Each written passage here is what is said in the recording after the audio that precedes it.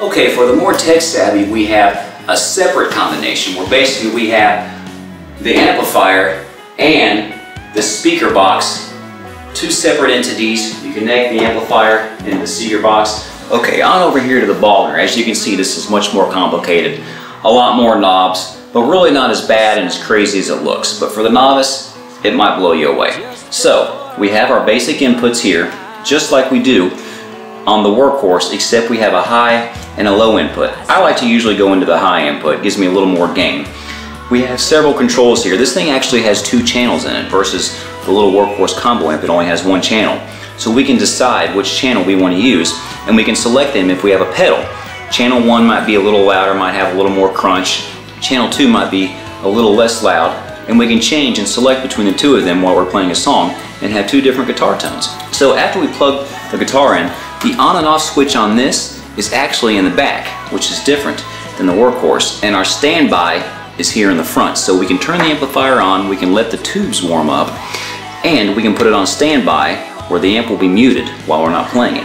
What makes this so different than our combo amp, which is basically simple, is that we have a volume and a gain knob. They're 2 separate entities. Let's say we want to have a really distorted tone coming out of this amplifier into the speaker box down here, but we don't want it extremely loud. We're going to crank this gain up all the way.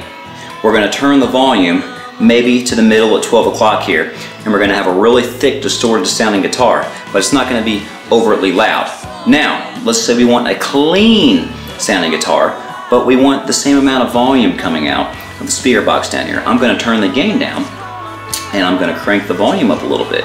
So now we've got a clean sounding guitar with about the same volume. And the great thing about this, when you combine it with what we discussed earlier about this thing having 2 channels, we can have 1 channel that's really clean. This right here is going to be our clean channel, and we can have a distorted channel right here.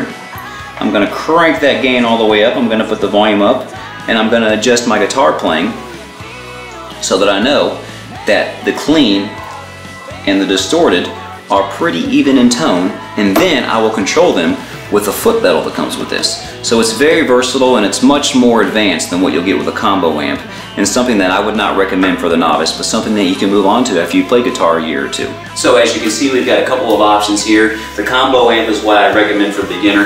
The separate combo, where you're combining the head or the amplifier with a speaker cabinet, would be something more for the advanced player and someone who's a little bit tech savvy. Until the next lesson, rock it out!